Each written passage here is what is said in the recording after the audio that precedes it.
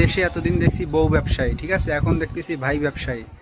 তো মানে আমি দেখতেছি যে সবাই এইভাবে বলতেছে, মীর স্নিগ্ধ ধরে নিয়ে সবাই বলতেছে সে ভাই ব্যবসায়ী। ঠিক আছে, এখন কারণ হলো সে বিএনপিতে যোগ দিছে। এখন এমনভাবে মানুষ কথা বলতেছে মনে হয় যে সে আওয়ামী লীগের সাথে যোগ দিছে, ঠিক আছে, এর জন্য তারে ভাই ব্যবসায়ী বলতেছে। এখন বিএনপি যোগ দিছে মানে এমনভাবে কথা বলে মানুষ মনে হয় যে বিএনপি বাইরের কোনো দেশের দল বা তারা অনেক খারাপ, এইভাবে মানে মানুষ এখন রিয়্যাক্ট করতেছে, ঠিক আছে। তো এটা যদি এনসিপিতে বা জামাতে যোগ দিত তাইলে এই সমালোচনাটা হইতো না, ঠিক আছে।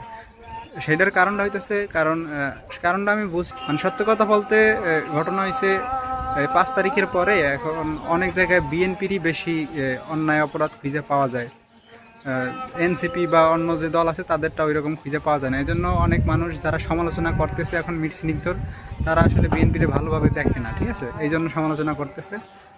বিএনপি যেহেতু অনেক বড় দল, ঠিক আছে, ওইখানে খারাপ লোক থাকবেই। এখন খারাপ লোক দেখার পর তারা তো বাদ দিয়ে দিতেছে এমন তো না, তারপরও তারা দলে রাখতেছে। এখন এক জায়গায় মানে এটা অনেক পুরনো দল, অনেক বড় দল, এখানে প্রতিটা এলাকায় খারাপ লোক আছে, তারা বিএনপিতে যোগ দেয় অন্যায় কাজ করার জন্য। এটা তো আর দলের দোষ না। দল দেখার পর দল থেকে কোনো অপরাধ পাইলে তো তারে মানে বাদ করে দেয়।